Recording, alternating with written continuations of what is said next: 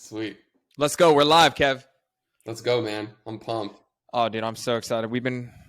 I don't know, it's about 3 months in the making, maybe even longer. So we're finally here. We finally got it. You know what we did? We just said, dude, let's just do it right now. We I didn't know. no more scheduling. Let's just knock it out. Spur of the moment. I freaking love it. So let's start childhood, growing up in EDH, because honestly, I know you a lot. I know, you really well now. I don't even know the childhood, Kevin, and what life was like for you growing up. Yeah, I mean, it's funny too, because it's like we had mutual friends and whatnot too, and we just didn't I don't know, our paths never crossed. You were doing rugby, you went to Judge, I went to Oak Ridge, just like Yep. whatever. But yeah, man, dude, I played a bunch of sports. I grew up. Well, I didn't grow up, but I started off and we were in Carmichael, Gold River, and then we moved up to El Dorado Hills. Dude, just played so many sports. To be honest, probably my best sports were soccer and baseball. Parents were definitely a little not against me playing football, but I think it was smart of them not just to throw me in when it's like you're just a bunch of bobbleheads out there running around just handing the ball off. It's just kind of pointless. But played soccer, baseball, basketball, football. Football. When did I start playing football? In like 6th grade, middle school. At that point, I kind of had stopped playing soccer. I was still playing a little bit, but soccer's so year-round and crazy that you kind of have to pick one or the other. Yeah. And then played baseball too. But yeah, I just like, dude, it was crazy. It's like, especially being in El Dorado Hills, it's like football is like all your buddies play football. So it's like playing soccer or baseball. Yeah, there's guys who do it, but it's like and then you go to games and stuff at the local high school at Oak Ridge, and you're like, dude, I just want to play football. For sure. So, I mean, I don't know about you. I mean, for me, and I told this story just the other day, like I had no aspiration of playing professional sports. Like that wasn't even in the wheelhouse for me until way later. So what was that like for you, and where was your head at in regards to sports up until high school? Dude, I'd say like from the moment that I learned that there was like professional football, I think a lot of kids are like this too, especially when you're young. I mean, maybe like I said, it's crazy. Like for you, it's like not having that from being a young kid, not maybe not knowing if you wanted to play professional sport. But for me, it was like, dude, I just wanted to play in the NFL. Like that was my dream. Like get to that point. I wanted to be a San Francisco 49er. I wanted to play in the NFL. But yeah, dude, it's like I can remember just being like a little kid doing those projects and this like, what do you want to do when you grow up? I want to play in the football. I want to play in the NFL. Were you one of those kids like you remember Bo from growing up? Like he was this physical beast, and people knew from a young age. I mean, he was going somewhere big for football. What was your story like? Like, did you have those physical attributes at a young age? Yeah, I'd say when I was young, I would just say from like a coordination and just like a movement standpoint, I was definitely ahead of the curve. Like was just able to, get around kids and was faster and all that. But then it's like, I didn't hit a growth spurt really until like my first year of college. Yeah, I grew a little bit towards, the end of my senior year, but from middle school until high school, dude, people just started getting faster than me, stronger than me. And it was a struggle because it was one of those things too, now looking back, where it's like you're trying everything, you're like I'd lifted super hard. I tried to eat and do all that, but I just think my body just wasn't ready. And I think too, then getting to the point at the end of high school, yeah, I think I knew I was good enough fundamentally to, play at the next level. But obviously when you're undersized, colleges, they're definitely going to overlook you. And it makes sense now looking at it. It's like, those coaches, those schools, those are their jobs, that's their livelihood. So it's like, it's kind of risky to take a chance on a kid from, a white suburban area. Yeah, seriously. When but I mean, you're undersized. So then what'd you have to do to get on coaches' radars, to get on the recruiting list at universities? What separated you? Dude, it was just like sending so many emails, going to camps. And it was and I got to the point too where I was getting a lot of walk-on offers, and I was either going to go to the JC route, or I was going to walk on somewhere. And then kind of late in the recruitment period, Montana State had come into the picture, and at the FCS level, they can give you partial scholarships. So they gave me like the smallest partial scholarship, if it's even considered a scholarship, that you can even imagine. And just the fact that I don't know if they just convinced me, but that one school was even wanting to give me just like a little sliver, like portion of a scholarship, I was like, you know what? I'm gonna go give it a shot. I'm gonna give it like a year and see if I can make something happen. But was the intent to go to like Montana State or whatever college you were going to go to, and then hopefully go, try for the NFL? Was it a stepping stone, or was the dream of the NFL kind of just a distant subject? Dude, that's a great question. I think maybe I was just naive and I just didn't, you know, really consider how hard it was to make it to the NFL at that point. Yeah. But for some reason, now looking back and really thinking about it, I think I still had that goal of just of getting to the NFL. Like, even though it's like I can't even get a scholarship to whatever a Division II school, it was just like still I was like, I think I'm still gonna get to that point. It's gonna work out somehow. All right, walk through college. 4 years, you set records. I mean, from the books, an incredible career. Mm-hmm. But you're also at the point where you're from a small college. You're still a little bit undersized, and so the chances of honestly going to the NFL at that point weren't big, right? Dude, not at all. And especially coming from a small school, and just kind of like the system I was in as well. I had put up good numbers and stuff like that, but you think of guys like Cooper Kupp and like guys who come from small schools, you literally have to put up such insane numbers where it's like undeniable. And I just didn't have those numbers. It just wasn't the system I was in that allowed me to do that. So for me, the big thing was, okay, I got to go to my pro day and I got to run a 4.4. I got to bench this. I got to do that, do this.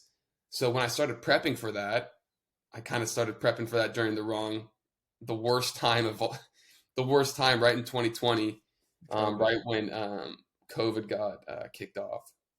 So you trained for it, but you ended up having a pro day. So technically, no and yes. No, because physically, like, we couldn't go to our school and do it, but we the substitute for it was we just recorded it.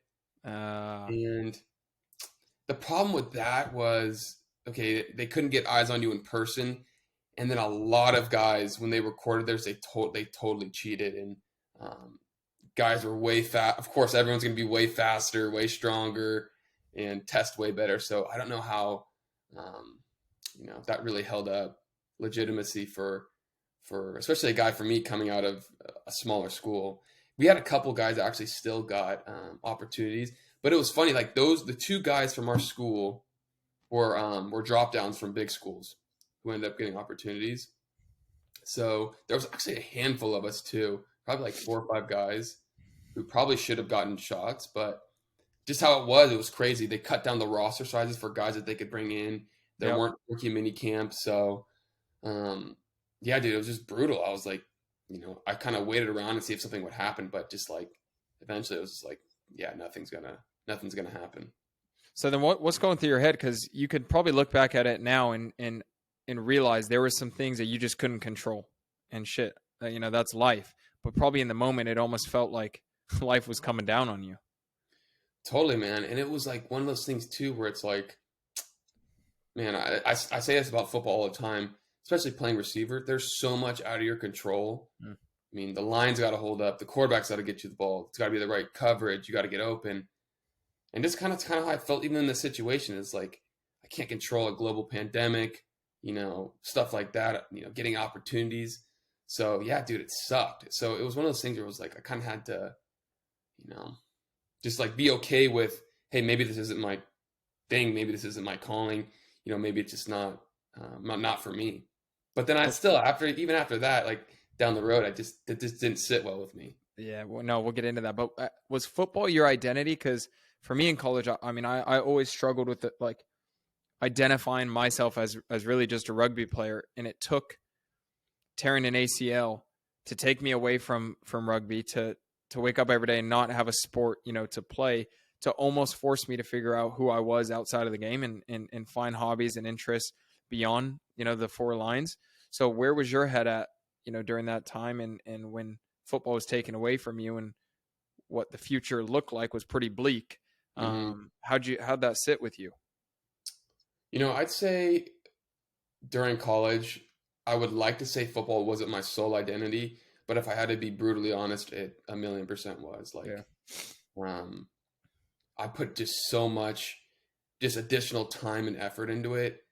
Like, it's funny, dude. I had this really good buddy who was on my team, and so we would always. I'm sure you do this too. We train in the morning. A lot of guys, that's just they're done. They're done training, dude. We would go out to this town outside of Bozeman. It's called Belgrade, and this guy we trained with, he was awesome. He's one of a huge influence in my life, just from a training standpoint, and he's a great person too. But he owned like this little almost like warehouse, little, like, not like not a shed, but more of like a warehouse, whatever, storage kind of thing. And he had converted it into like kind of like a small workout facility. Mm. It's actually funny. The person who owned it before was like illegally like growing marijuana in it, so it looks like, and they got out of there, like ripped it out, and they're gone. So it kind of looks like an old, like you're like in Breaking Bad or something, like old Heisenberg, like whatever. But dude, I just like had put so much time, just like I'm training double what everyone else is doing, and just like I think too, like I had really good relationships with guys, um, like on the team and stuff, but with a certain few. But I think how dedicated, how much I just freaking wanted to be a part of whatever the program, and just like play football. I think it like almost like it wasn't able to like grow certain relationships with people, with guys. Like it almost was like I almost felt like not an outsider, because I was still like an influential part of the team, but like I just really couldn't connect with a lot of guys, because yes, there was dating nights where I partied and we all had fun and stuff, but it just like Yep. 90% of the time I was probably running the stairs at 9 o'clock at night when other guys were. No, I mean, that's on par with some of my life. And because you got to think, I mean, there's what I call like collateral damage, like chasing something so just like relentlessly, where there's parts of your life that almost suffers. So you just mentioned relationships, and there's probably other things. For me, it's like I didn't put too much time into school. Sorry, mom and dad, that's just the reality of it. Sports did come first, but I look back on my life, and I don't think I'd be at the place I am today without being so diligent, without saying no to way more things than I said yes to. So I mean, at some point you got to realize, I mean, yeah, there were some negative things that come out of it, but look where it got you now. Totally. And honestly, like I wouldn't change it for the world. Like No. and that's the thing too, and it's kind of fun. I'm sure eventually we'll touch on kind of like knowing when your time playing sports is done. But during that time, dude, I was so obsessed with training and preparing myself that I didn't even care, dude. Like I was going to be, my full identity was going to be football, and that was it. Like I was going to train. I was going to train 2 times a day. I was going to do this. I was going to do that. I was just like, and I loved it, dude. It was just like, it was crazy. Did you, when I was like that, like I got to a point where I didn't realize like sometimes less is more when it comes to training. Like I was always, say we have a week off or a day off, I'm training. But in reality, I think you do that for such a long time, and it just catches up with you both physically and mentally. And that's why I think, honestly, back then I tore my ACL. Like there was so much volume accumulated on my body that I went into that camp with the U.S., which would have been the absolute pinnacle of my career at that moment, feeling like dog shit, because I just knew the joints were hurting and whatnot, because I never understood the importance of recovery and sometimes saying no to training. Dude, and if I could do it all over again, I love like I love training, but like exactly what you just said, I wish I would have just like dialed it back a little bit, especially when training as an athlete too. It's like, I got into the mentality of like, I just wanted to look and be as strong as possible. And it's like, you don't even need to, it's not even the case. And it's like, I probably shouldn't have done a couple workouts a day. I probably should have just like done the workout, recovered, and then just like ate good and just, honestly was more normal, like a normal typical athlete that you should train. But yeah, I look back at it and I'm like, I wonder if I just would have dialed it back a little bit. Maybe it's like my knees and shoulders and stuff wouldn't feel the way they feel now. Yeah, that's hindsight. So then, okay, like you mentioned, like when was it that you knew the NFL dream was over and you had to hang up the cleats? Yeah, I would say, so I had waited, and my agent was like, "Hey, this is such a weird year. Let's just wait out a little bit, see if we, I'm talking to these teams. Let's see what happens." The teams just don't know what's going to happen. Mm. If they're going to be able to expand their rosters at all. I would have been that 89th, 90 guy on that 90-man roster going into a training camp. And dude, it just like kept waiting, and nothing came of it. Mm. So during that time too, I was kind of started just to work a little bit with, helping my dad out, and then I got connected with a guy who, I started working for part time, and the next I transitioned. I was working full time from, because then it was just like, shoot, it just like I can't even go up to Canada and play because it's like almost worse up there because all their COVID stuff was, they weren't going to have a season. So yeah, I just kind of had to come to grips with it. With like, man, I just don't think it's just not gonna work out. Just not in my, you know, this isn't the situation. Just isn't right. Dude. And you're like me, like right now, I mean, our work attire was pair of joggers, pair of tennis shoes, and a t-shirt. And now you're having to like actually go to work, Yeah, go to yeah, an office, potentially drive. I mean, this is med sales, so it's like a proper job and whatnot. Like, did that get to your head? Because I'm thinking about that right now, and I think it definitely would get me down. yeah. And I think too, honestly, it sucked. I definitely felt down, but I guess to some extent it kind of helped that, like, it wasn't like I didn't know, it wasn't like I wasn't good enough. It was just like the situation just isn't in my favor. The cards aren't being dealt the way I want them to be. So, I think I started working, you make a little money, you're like, okay, start going. And I think it just like slowly like phased out, just like, oh, this football thing isn't gonna work out. And then I Yeah. had gone up to kind of when I was getting towards that tail end of it, of, transitioning. I actually went to a CFL tryout, and it went super well, and I was pumped. Like they really liked me. But then it's like they call me 2 days later and go, dude, we don't even know if we're gonna have a season. So after Oh, that, I was like, dude, it's done. I'm done. it's done. Yeah. Yeah. And so you were at terms with that then. Yeah, dude, I kind of was just like, God, yeah, man, it's over. So then, I mean, I know, but everybody needs to know, like, how long were you working? And I mean, properly working. You're living in LA. Hmm. You and your girl were up there. How long was that time where you're always going to stay in good shape? I know you, and you're probably still training a little bit, but like, how long were you not thinking about going back to the NFL? Oof. Yeah, so I was working down in San Diego, um, for about seemed like about 8 months to a year, and then when I was still like towards the end of my time working in San Diego, it was kind of like, okay, the whole football thing's not going to work out. And then I took that job in Los Angeles, and I was like, Yep. football thing's over. Yep. And I was fine with it. I was like, I got a decent job. It's fine to move up there. And actually, the funniest, and this is actually how I knew this, football was over. I moved to LA, and then 2 weeks into living in LA, I got a call from the CFL like, "Hey, like, do you want to come play? Like, I think we're gonna have a season." And I turned it down. I said, "Dude, like, I wish you would have called me 2 months ago. I probably would have done it, but dude, I Yep. just took a job. I just moved, just signed a lease. Like, just not realistic anymore. I'm sorry, man." So that's when I knew. I was like, "Okay, it's done." And that's 2021. Like that. Yeah, like early 2021. Yeah.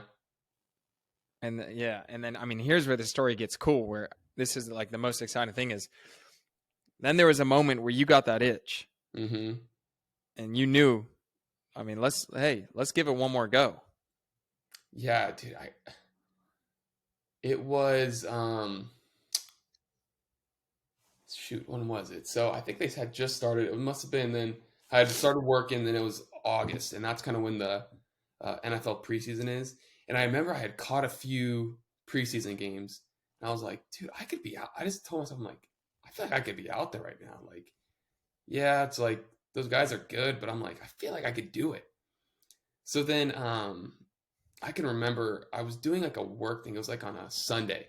You normally don't work on whatever on. I normally didn't work on the weekends, but I was helping something out, and I had some time off. Like there was like a break at this thing we were putting on, and I got on the phone. I called my parents. I was like, "Hey, do you think I could still play? Like, do you think I'd be able to play?" And they were Were like, you joking or were you serious? oh, I was being serious. Like, do you think I should, I think I'd still play? I was watching one of those preseason games. I feel like I could be out there. And they were like, oh, yeah, you totally could. Yeah, yeah, yeah. Kind of just like, probably not even like being serious and stuff. So then initially I started getting the idea. I'm like, I wonder if I could, I'm like, what if I went and did my pro day in 2022? And this is August of 2021. I'm like, what if I did my pro day in 2022? What if I just worked and I did, train down the side? And they're like, yeah, well, that's not a bad. Like, maybe you could do that. Like, Mm, mm. yeah, think about it. Like, so that's kind of when the seed got planted. And then I started like, yeah, I was still working out, but I wasn't like anywhere close to football shape. So then I actually, I started running and stuff. And problem is this, I'm living in the middle of LA and it's like, dude, there's no parks. There's like nothing. So I luckily found like a small gym that had, I call them little hamster treadmills. So I was running on that and then started lifting again and just kind of really trying to get into good shape. But you didn't run a route for how long? Oh, dude. Since Not to that, mention catch a ball. yeah. Oh, dude. I'm not even going to include, like, yeah, I guess the CFL thing was the first time I had caught a ball, but realistically, like over a year and a half.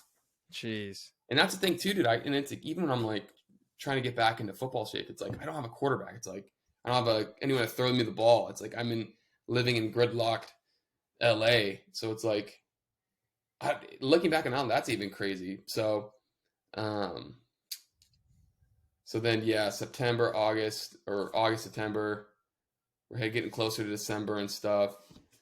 And then I had started bringing up the idea of like, I started thinking of it. I'm like, dude, I can't work a full-time job and train for pro day. Like that's just not a thing. Like I won't, that's not fair to myself. Like if I were to go to pro day and I didn't put everything I had into it, because it's just unrealistic working a full-time job. Yep.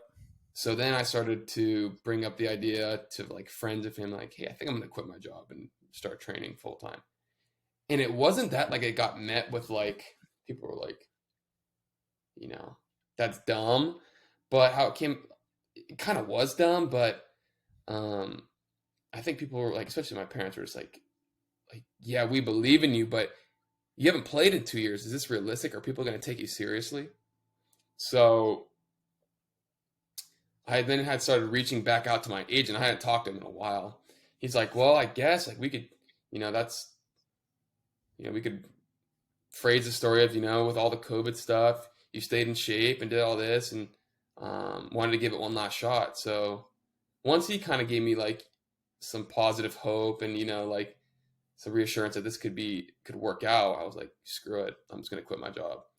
So I remember, dude, I was with my boss and we were like on Hollywood Boulevard and we just got done like doing some sales calls and stuff. And I was like, hey, by the way, I think I'm actually going to quit. I'm actually going to go play football again. Oh my gosh. And then, yeah, dude, so I quit. And it was just funny too. Cause then it's like, we had like a team meeting, like sales team meeting, like the next day. And he's like kind of announced to the team, like, oh, Kevin's quitting, he's going to move forward and he's going to try to go play in the NFL. And it's just like, you kind of feel kind of dumb. You're like, what? Yeah. You know what I mean? But, and I think probably some of my coworkers were like, what is he doing? Like, is he crazy? Yep. But so I quit, moved home. Tatum and I both moved in with my parents, and there was a place in Carlsbad where I was going to do all my pro day training. So basically, I was repeating the whole pro day training that I had done 2 years ago. So I had started training again. But I mean, this is full on training. You're not going back to pro day like half pregnant. You're on a plan. You're running routes. Do you have a quarterback at this time? So that's when then I started reaching out to just like this is why social media is so cool. I just started looking up like wide receiver trainers, and I got connected with a guy up in Orange County who comes down to San Diego too. His name's Dylan Bradley. He's awesome. He's got a decent following now too. He's like almost like a footwork guru, and it was perfect because it was like getting like that coordination back of just doing footwork stuff. Super helpful. So I was driving up to Orange County a couple times a week just to see him doing that, kind of trying to get my feet back underneath me. And I actually felt pretty good, but we had taken video and stuff of me initially, and now as I look back at that, I'm like, holy like, dude, I didn't look very good. Oh, really? But Compared to where you yeah, ended up? yeah, like that initial thing, like I felt pretty good, but then it was just like now looking back at it, because I actually looked at it a few days ago, I'm like, dude, I didn't look very good. Yeah, but I mean that's natural. I mean, Totally, probably was a little rusty, but then I just started going out lifting, going out the field, and then we got into the pro day training, and there was a guy in the Carlsbad area who I got connected with, and he had played receiver for the Packers and actually in Seattle and with the Niners for a little bit, and started training with him, doing receiver stuff, and he got me in super good shape and ready for that.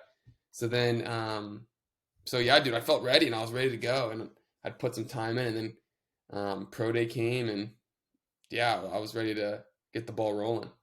how are your numbers?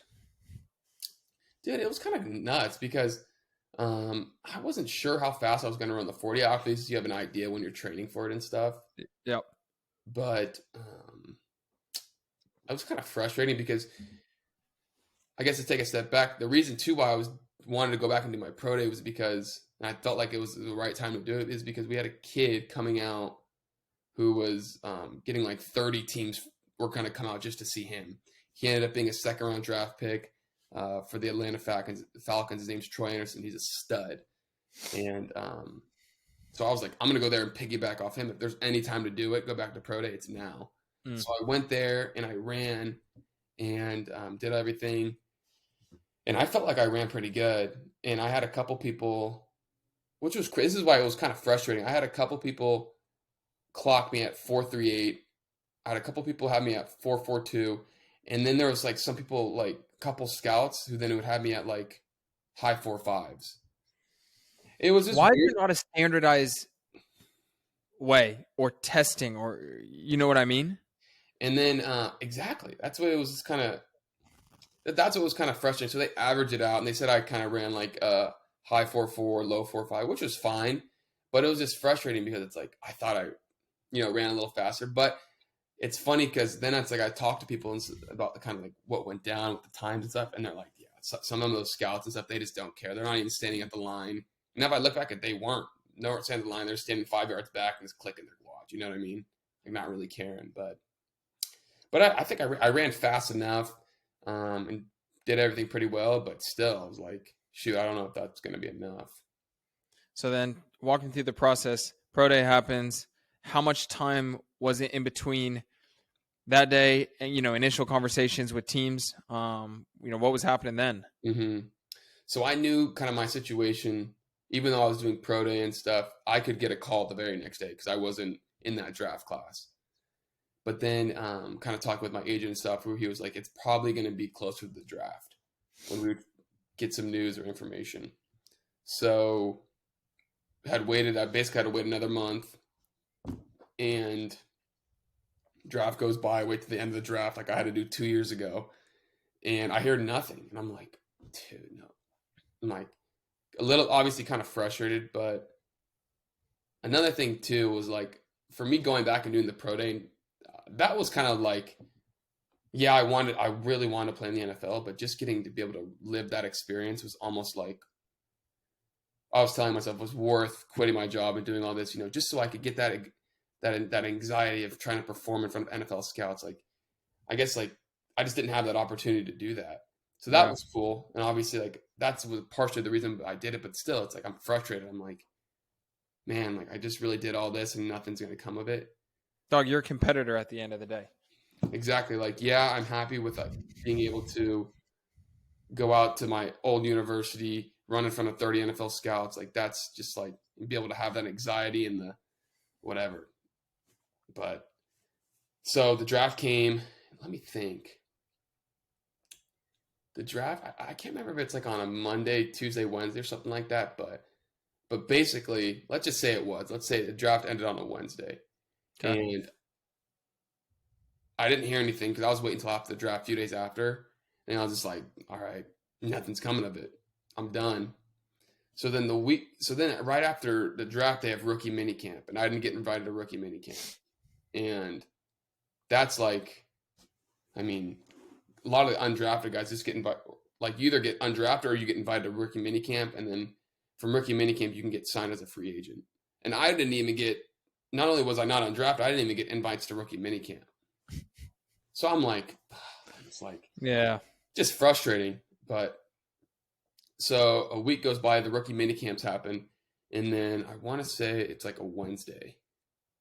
Yeah, it's the following Wednesday, and dude, I'm already looking for new jobs. I'm like, I gotta do something else now. Like I gave the whole football thing an honest shot, and then I got a call from my agent. I'm like, why is he calling me? Like, what's going on? And he's like, hey, do you want to go to a tryout? You want to go to a workout? I'm like, what do you mean? He's like, yeah, Seattle wants to bring me up from a workout. And then looking back, Seattle was the only team. There was one scout that came up to me after my pro day, and it was it was one of the Seattle scouts. Super cool guy, and he was just like, hey, like kudos to you for staying in shape and performing well here. And he had told me, he's like, if it's not with us, he's like, I would be surprised if someone didn't give you, an opportunity, which was cool. And that's like, I was like, oh, sweet. No, that's a massive compliment. Totally. And so yeah, and then I was like, oh shoot. That following Wednesday, I'm like, oh, it's Seattle. I'm like, I didn't think that they were gonna bring me. He just kind of said like, hey, if it's not with us, like, you hopefully you get another shot somewhere else. But luckily, they wanted to bring you up for a workout. So I'm like, oh shoot. Pack my bags and I go up and I'm like, all right, I got to work. I got to work out. It was on a Thursday, the next day. So I go up there and yeah, I throw my cleats on. They kind of give us some like whatever, something to wear. And we go out. There's like 4 other receivers, and the quarterback it was Josh Rosen. And I was a UCLA fan growing up, so when I was at Montana State, I always followed UCLA still. So that was cool too. I was like, oh, I get to throw with Josh Rosen. Like, that's sweet. And then I go out for the workout, and the whole front office, Pete Carroll, everyone's out there. I'm like, oh geez, like this is like, oh, this is a real deal. Yeah, I'm like, oh shoot, like I thought it was just going to be kind of smaller, like whatever, just like the receiver coach or some of the personnel people. No, it was like everyone was out there. So we get going, and I remember like, I don't know, I was just kind of like, didn't even care. I'm just like, screw it. This is like this opportunity, just being inside of like an NFL facility with these, it's like, this is like the Super Bowl to me. That's how I was, putting in my mind, like this is how important it is to me. So when I'm there, he throws me like the first pass, and it's super out in front of me, and I go out and like full extension catch it. I'm like right there. I'm like, yep, like, oh, I'm back. I'm back. I'm like, yep, let's go. So then the workout goes really well. I don't drop a ball, everything. Pete Carroll's coming at me during the workout and is like, hey, like, can you return punts? Can you do kicks? I'm like, yeah, I can do that. Like, sure. Why not? And then workout finishes up, and GM comes up to me, and Pete Carroll, there's like, essentially like, hey, we want to give you a shot. Hey, we want to bring you back. So I'm like, oh, okay. No, like, hey, go meet with someone. Like, when you get done, go get showered up, and someone, I can't remember, is just gonna come grab you. So I go back. I take the fastest shower of my life. I'm texting like my parents. I'm like, I think I might get signed. So I remember the day because Dylan called me. Yeah, Dylan calls me, and I'm like, I'm just like, holy shit, crazy, dude.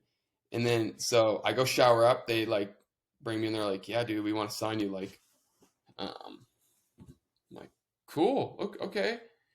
And so I whatever, signed the paperwork, and they're like, yeah, you got practice on Monday.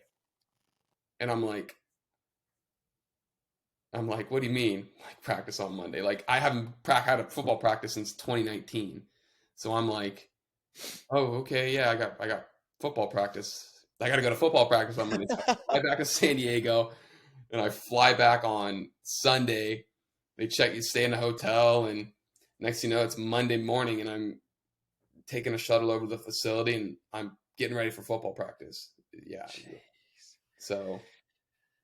Oh crazy. my, before we talk about preseason games, this is one thing that like, Kev, I actually like love about you so much. And it's something that drives me, like what I'm doing with the chase right now is like, I'd rather be the person that at least attempts to do something and fail than be that person who doesn't try at all.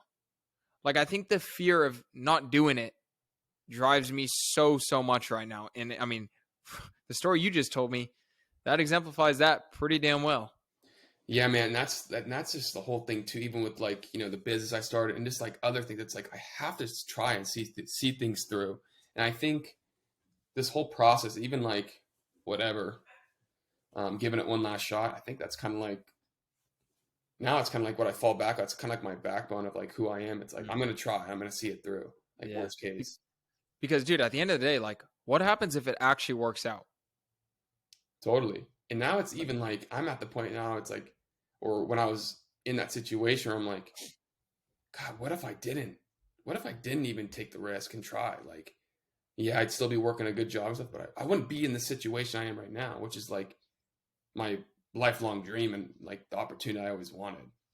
And think about number one, what you learned from the whole thing. Number Mm-hmm. two, you did something that, number one, was a risk. Number two was probably scary and daunting at times. So that just builds that like muscle memory with yourself and in your mind that, dude, I can do some things that aren't easy. Like I'm tougher than I may think I am. And number three, think about the memories you made. For sure. Oh yeah. Like, dude, 1,000,000%. I mean, you're out there. Okay, now, all right, let's stick with the story though. So you go back, you're practicing Monday, dude. And now in hindsight, like, even though they signed me, like guys in my situation, they're always bringing guys in. Yeah. Like that's kind of like, especially in Seattle too, they're going to give like guys chances more so than other teams. But that's what it kind of is. They're another NFL teams do it too. They're bringing guys in, but for a lot of guys, sometimes like in my particular situation, where you're not barely, let's just say I'm undrafted free agent, dude. They could cut you the next day. Like they could, depending on how it goes. Sure.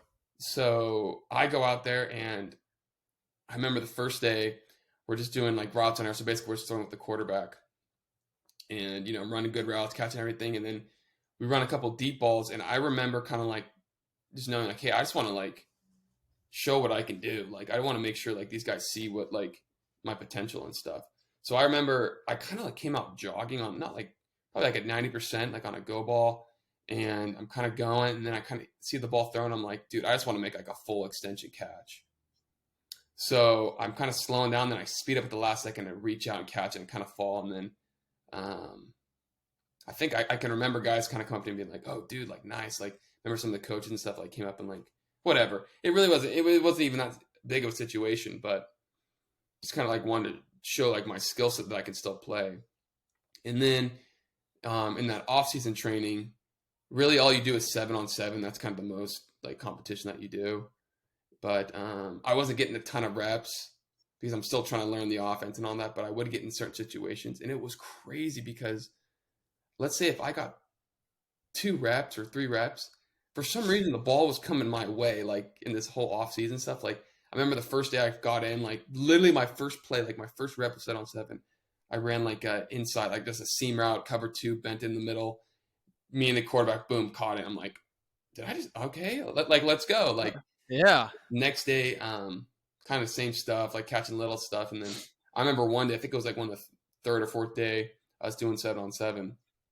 I came around, I was we're like, whatever, 3 receiver set. I was the second receiver. Went up, it was like a 14-yard like seam stop. So I stopped around 16 yards, and the quarterback threw it super outside.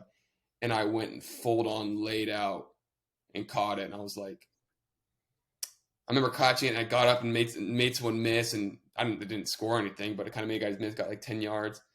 And then it was kind of like a big, almost like splash play that I needed to kind of show, because the next day with team meetings, Pete Carroll would go through the day before his practice, and he'd show like the best plays from practice.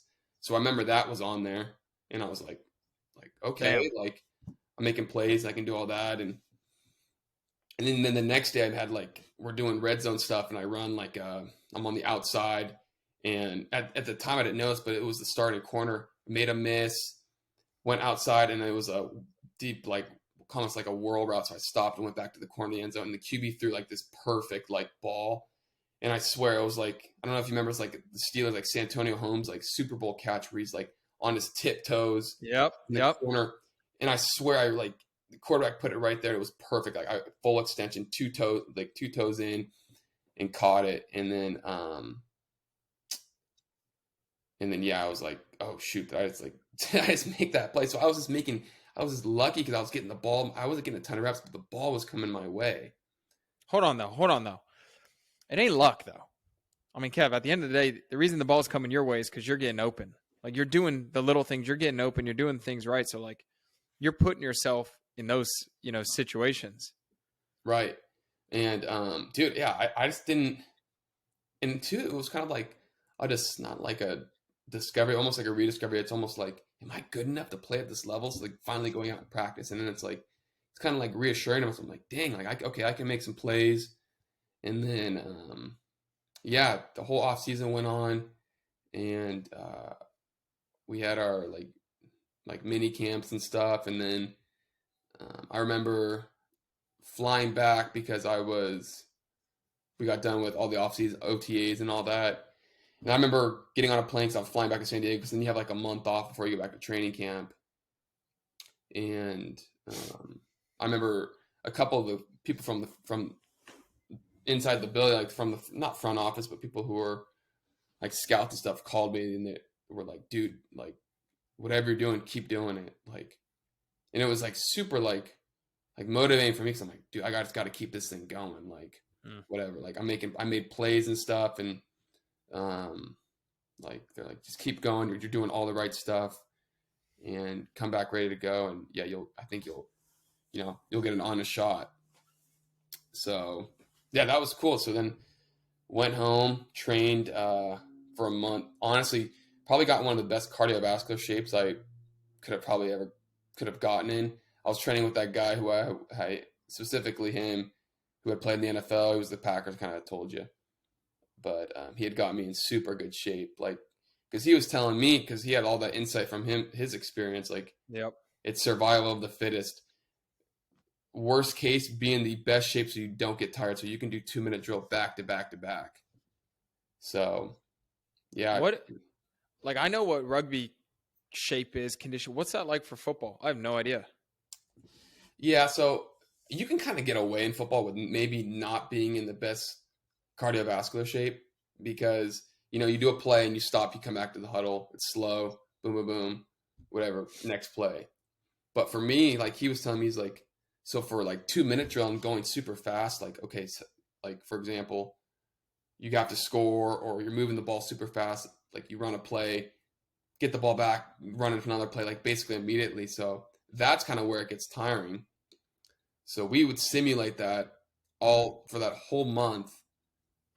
Just that scenario of, okay, running a play, okay, get the ball back, line back up, motion over, doing all this stuff just so that I'm just like ready to go, regardless of like what the situation was. And I can remember, dude, just feeling super like not getting tired. Cause I can even remember in college, I'd be like, I didn't train like that. Like I should have done more of that stuff, like running wise, and training like that. So I just never got tired, but I felt so good. Like, dude, it doesn't matter. I can run 10 plays in a row and it doesn't faze me. Okay. So then let's talk about game one. So you're back in preseason. You're with the Seahawks. Was Chicago Bears, was that game one or was that game 2 or 3? That was game 2. And then, so like I had mentioned, the off-season training is great because, a guy like in my situation, I probably got a few more reps than, probably should have got because it's kind of like whatever. It's in the off-season. But training camp, that was kind of when it was like, oh, shoot, I don't know if I'm going to make this team because it's like you go to practice and you would basically how practice starts off. They do some special team stuff, some walkthrough, and you go do kind of like whatever, then individual drills with like your receiver group, and then they go into all like running plays, team, and 7-on-7. And for me, after we got done doing like individual drills with the receivers, my day was pretty much over. Like, because practice is scripted and how many plays you get during practice because your number is written next to it. I would, if I was lucky, I would get 2 or 3 plays during practice. Yeah. It's like, and 2 or 3 of those plays, it's like they're run plays and I'm playing receiver, or it's like it's a run play and then the next play you're just like the decoy, you're clearing. So Yep. that's kind of how training camp was. So it's like, man, it was just tough because it's like you're just not really you're not getting opportunities, and it's like kind of, I mean, hindsight, you look back, you're like, well, I mean, it makes sense. You got DK Metcalf and Tyler Lockett. I mean, you know what I mean? And they don't really have like run with a true slot, so it's like it's tough, especially getting opportunities. So, yeah, that first preseason game comes up, and we're in Pittsburgh, and this, yeah, exactly. Like, regardless of how many reps I'm getting, I'm like, you know what? I'm gonna take this experience, and it's super cool. I'm putting on a helmet again and a uniform, what I haven't done since 2019. So Yep. I go out there, and whole game goes by, and basically I'm like, I haven't gotten a rep, and fourth quarter, there's like 4 minutes left, and I finally get into the game, and I got targeted actually once. It was a little kind of high. Actually, the ball, I was a clearing route, and the ball kind of got overthrown to me, but it was supposed to go to me. But I got a target, and then yeah, that kind of game happened, and which is crazy about the NFL is it's like after that first preseason game, that's when they start making cuts. So Yep. I'm kind of I have anxiety where I'm like, dude, I haven't done anything really, you know? And like I was saying too, like I played in the slot, and even in that first preseason game, I didn't play in the slot. I had to go play on the outside. So yeah, I was like kind of frustrating, but it was cool to get out there and stuff. But yeah, I was like, man, I'm just not getting like the opportunities, and you know, I was making some plays there in practice when ball would come my way, but yeah, it was tough. But what's that like? Like, you're playing in your first NFL preseason game, having not played football in 2 years. Like, what's going through your head? What are the emotions like? Well, yeah, dude, it was like you kind of obviously I'm waiting around a lot for the game, but then it's like when you're like, okay, you're going in, you're like, oh, okay, like I can remember like running out there being like, dude, this is just so weird. I shouldn't be out here right now because it's like, you know, with everything with COVID, with everything, you know, given like the cards that were dealt to me, but somehow I'm out here right now. And it's like, I don't know, I almost like feel like I'm happy it happened this way. 'Cause it's like I appreciated that 10 plays I got in Pittsburgh so much more than probably I would have 2 years ago. Yeah. You know what I mean? Yeah. All right. And then what about your first catch in the NFL, which Yes. was a bullet?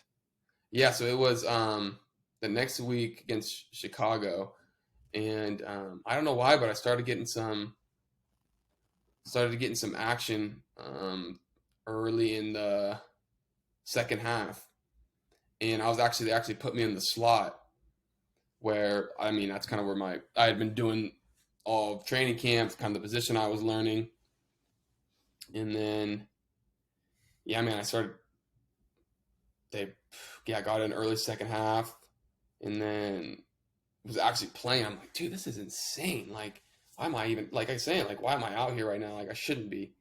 Not in the sense that I don't believe like shouldn't be out there, but it's just like kind of like I just said. But got out there, and then I remember I had an option route. It was like third down, like 3rd and 6 option run, and I broke it in, and the quarterback just kind of put a super good ball on me, and I caught it, and then got the first down. I got up, and I'm like, oh shoot, I just caught a ball, like Yep. sweet.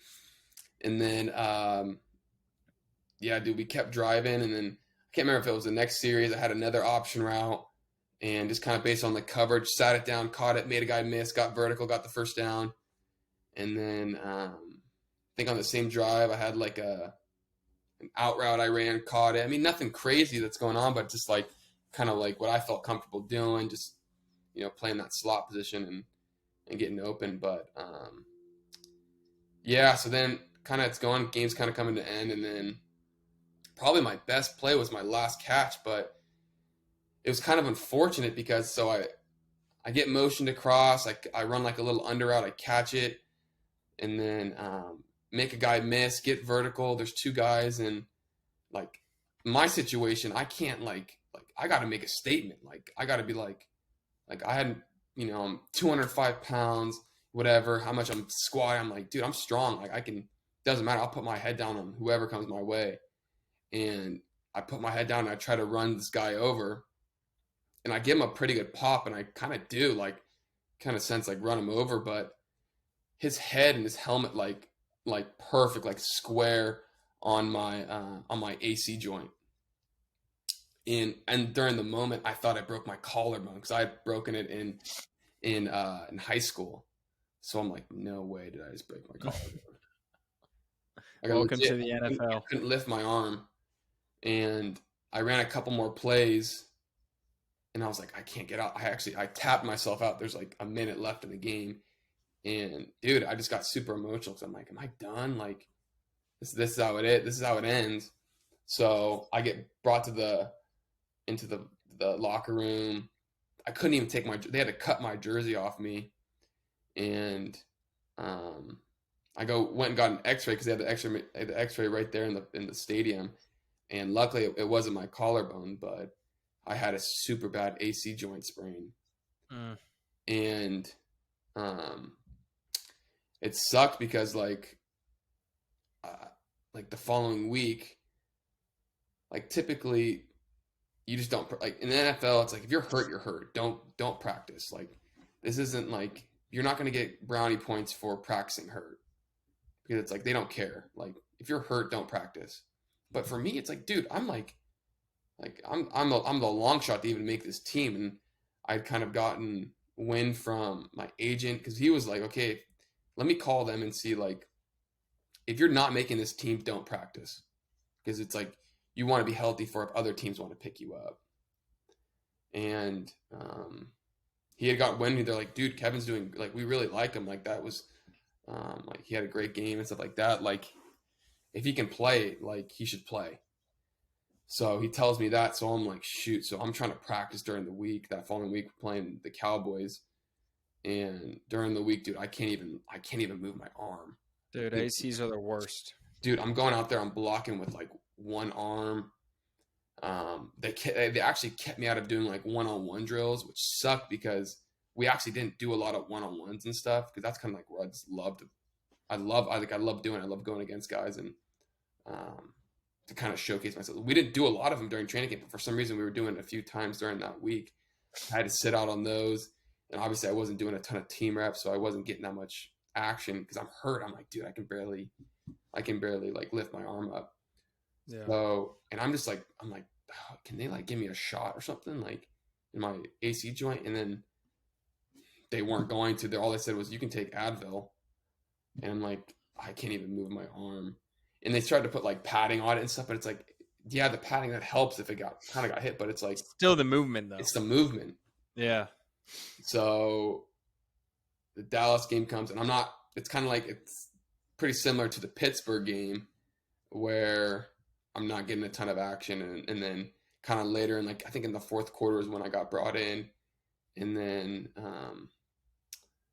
they didn't bring me in the slot. I had to go play on the outside, which luckily I knew the playbook, so I could go do that. And then just kind of going. And I remember I had I caught a ball, and it was just like two receivers set. I was the inside guy, and it was like a flat route.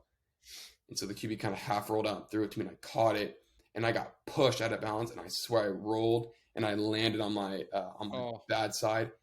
And dude, I was like, I can't even lift my arm. I was like, oh, dude, no way. And then I haven't really talked about this play too much because it's like it pisses me off. But at the very end of the game, we got the ball back somehow, and it doesn't matter. It's preseason. Like half the stands is already gone. But yeah, like I said, like dude, these games are like, I kind of know it's like I may not make this, probably not going to make the team. So these games are just gold to me. Like. Yeah, this is for my personal enjoyment. But dude, my shoulder, I'm like, I got to go out and try though, at least. And we get the ball. It's like one of the second plays, and I'm on the outside. I run like this huge, just like 20-yard in breaking route. QB throws it to me, and I go up full extension, and it hits my hands like as I'm fully up, and it gets tipped, and a safety catches it, and it's boom, the game's over.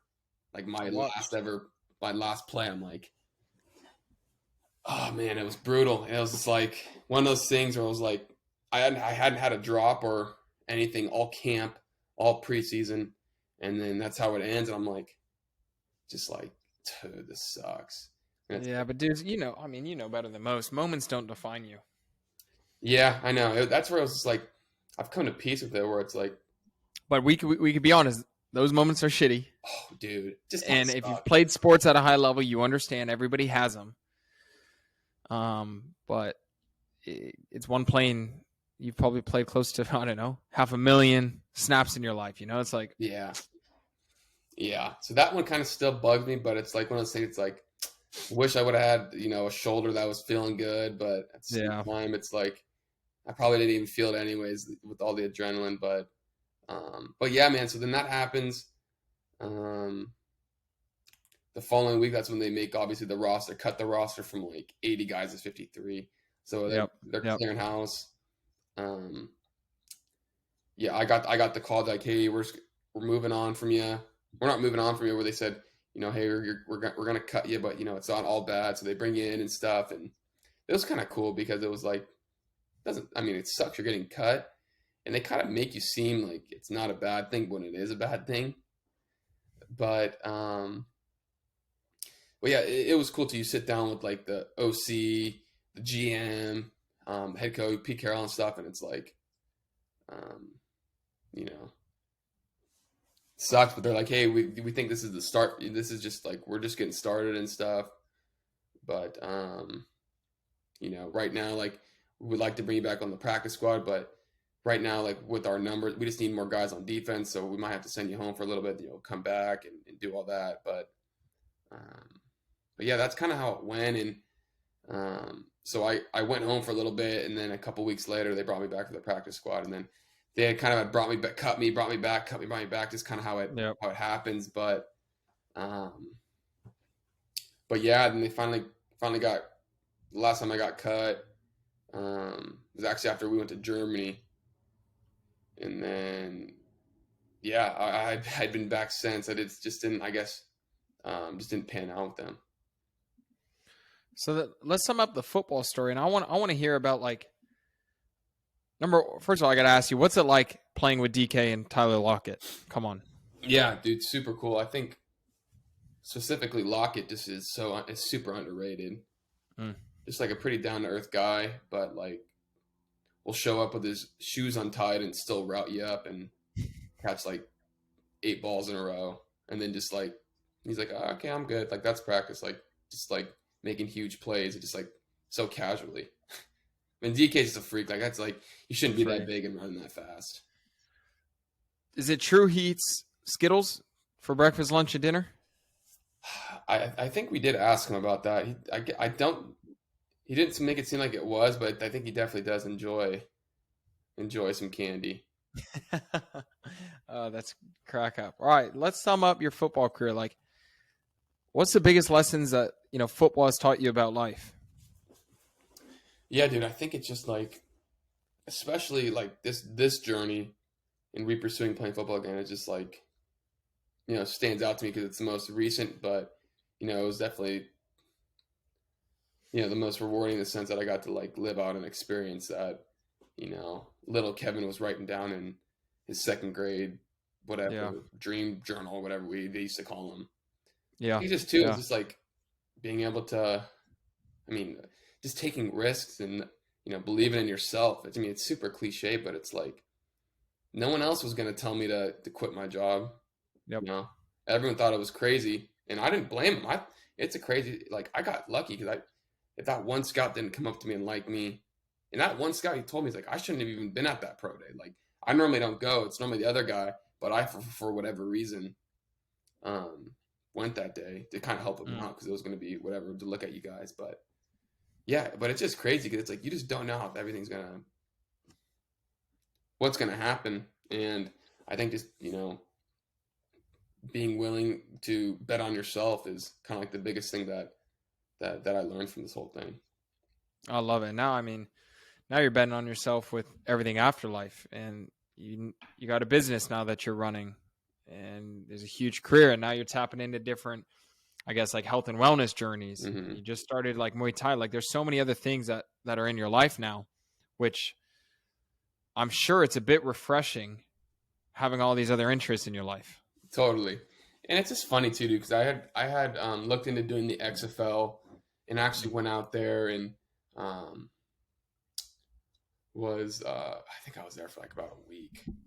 And for some reason, I just had a bad feeling, just like it just wasn't for me, and just kind of how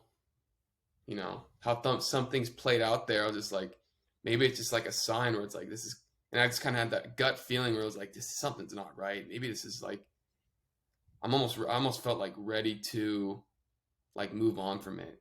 Because it's funny because it's like we had talked about. I was so obsessed with training and playing football in college, like that obsession. Like I didn't even care if it ruined relationships with guys on my team. Yep.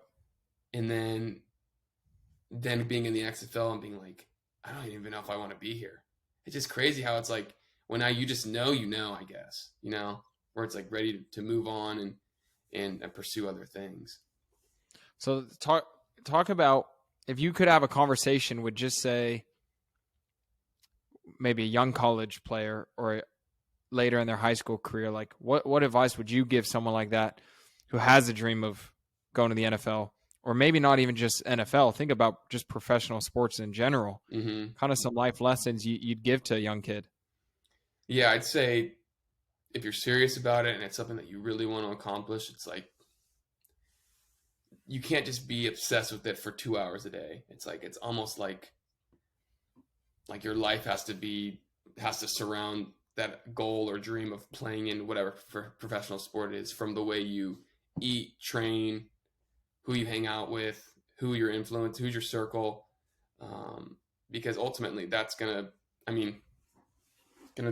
help you get to that point or not. I mean, there's a lot of guys who, and we know, and I'm sure you run into in rugby stuff, who are just freaks and they don't need to do that. But for guys who are either undersized or under recruited, aren't gonna, maybe get the opportunities based off of, for whatever reason, it's like you just got to be obsessed with it. And if it's not something that you're obsessed with, maybe it's just not the right thing for you. But I just think you just have to give your all, and you just got to see it through too. It's like some guys got to go the JC route. Some guys, are going to walk on. Some guys are going to get full scholarship. But if your dream is to play in the NFL or pursue whatever sport it is, it's like you just got to go at it full go.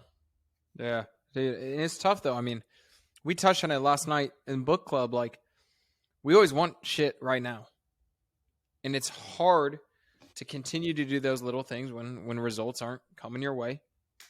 And I suffer from it still in some aspects of my life. But like, I think that is the golden ticket: is it's all in or it's not at all. Mm-hmm. You know what I mean? It's not just what you do on the training field or in the gym. It's what time you're waking up. It's what are you eating? What time you going to bed? Like, it's honestly the little things are more important than those big rocks.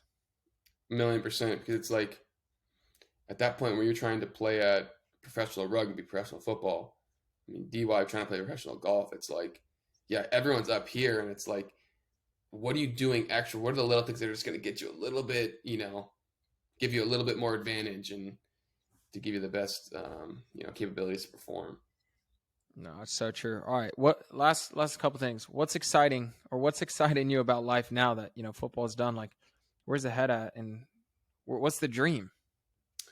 Yeah, dude. I think for myself, like my dream now is like, I want to build something that's like, I don't want to say bigger than myself, but build something that,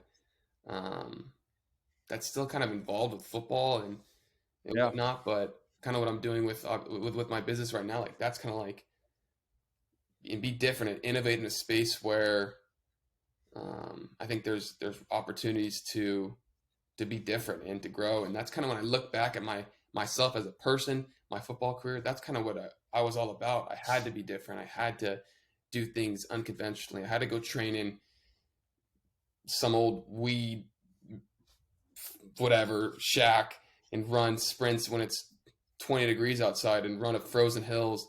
That's kind of like what I look back, that's kind of who I am in my DNA. So when I started this business and company, I was like, I had identified, some potential opportunities in the apparel space for football where I'm like, this is something I wish I would have had when I was playing, or this is something that, I think could benefit guys or give them a certain look or style that they're going for. So that's kind of like what interests me now. It's like I look back and I'm like, oh, that kind of makes sense because I remember I was so into this, which is why now it's like I'm so passionate about trying to build this business now. And I just think for the longest time, it's like all I want to do is play football. But now it's like all I want to do is like build a business now and try to, make it work. Man, you're fortunate because I know, and you know, so many athletes that leave sports, and it's a pretty, turbulent transition. Totally. And that's, I guess, too, if I'm an athlete and my days are coming to an end, I always thought it was funny because you go on LinkedIn and you're looking for a job and you're going to be discouraged because you're going to go on every job listing and it's going to say, you need 10 years of experience for this entry level job. And it's frustrating because you're like, well, how am I supposed to have experience when I'm just entering the workforce and stuff? Yeah. I can remember looking at that. And then I remember one day I sat back and I said, okay, I played football for 15 years. Did I not find any opportunities or to innovate or be different in this space that I could capitalize on to make money in football rather than just playing? Why can't I build a business around all the experience that I had gained playing football? It's like, okay, yeah, maybe I'm not experienced to be a financial advisor, but I have 15 years of experience in this football space. So how can I build a business around that? What I've learned and knowledge that I've gained.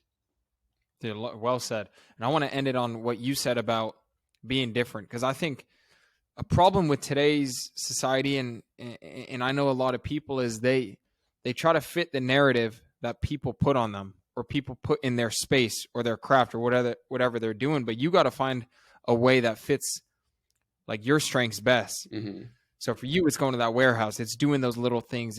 You were just built a little bit different. It's not better or worse. It's just your own unique way. And I think a lot of people need to stop caring about what other people are thinking, and just, if they believe in it and if it seems right to them, give everything you got, into it, and stop caring what external voices are saying about you.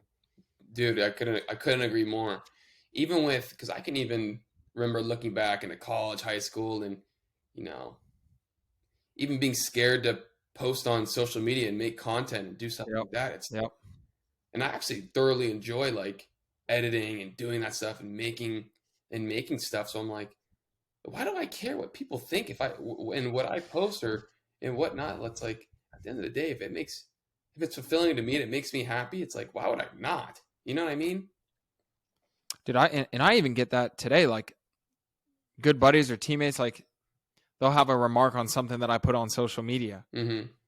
And I'm just sitting there. I'm like, number one, like, I don't take it personally anymore.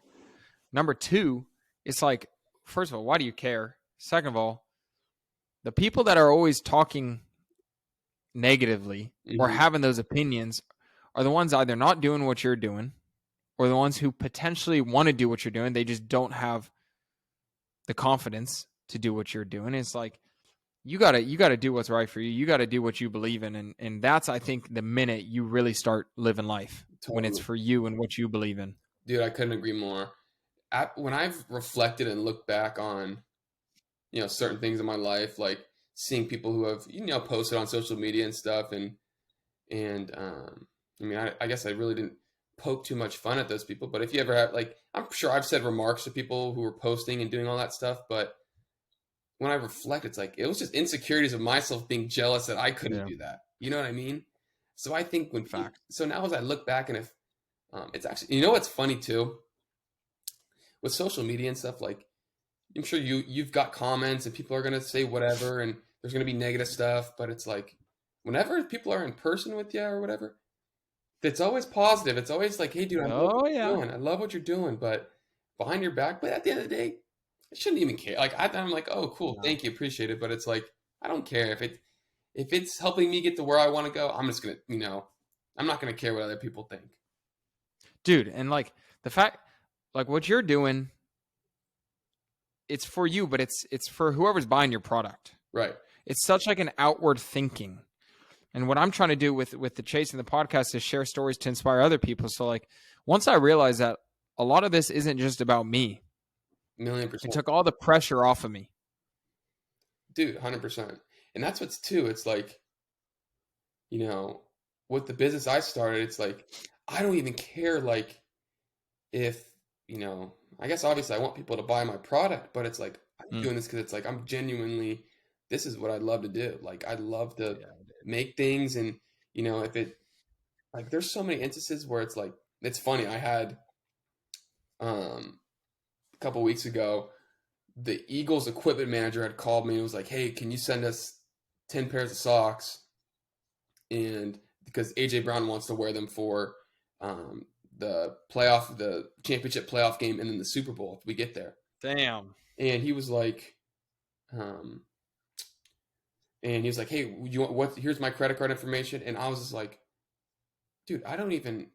This is like just the fact that this is even happening, like, is more important than $100 that you send me. Like, I don't even care. Like, that's what I feel like this business too, where it's like, it's just cool for me. Like, even if I don't make another dollar, it's just cool for me to be able to try to help guys out and let them look a certain way and accomplish, you know, a style that they want, whatever, so that they can feel confident playing on the field. And because it's like at the end of the day, I just want to help people out and, you know, alleviates a problem that they're having. Sure, that's the biggest thing for me. Damn. Well, I think that's a perfect way to end this. So, Kev, I mean, just to hear the story from a lot more depth is pretty cool for me, and I hope whoever's listening gets some cool insight, and I know they'll get some inspiration, because your story just really epitomizes the fact that no matter the circumstances, no matter the setbacks, like, if you believe in it and the dream is big enough, then all the sacrifice is worth it. And, you know, the risk taken is definitely worth it. So I appreciate all you said and all the transparency into your life. Yeah, no, dude, I think this is awesome. I love what you're doing, and keep it going. Don't care what, Thank you, doesn't brother. matter what people think, whatever. I'm sure Nope. people, dude, this is such a cool, like, you know, obviously the platform that you have to be able to promote something like this, it's like super inspirational for young guys and whatever situation they may be in. So, dude, kudos to you, and keep it going. Thank you, brother. That's the goal. Yes, sir. We'll talk soon, bro. All right, my man. Appreciate it.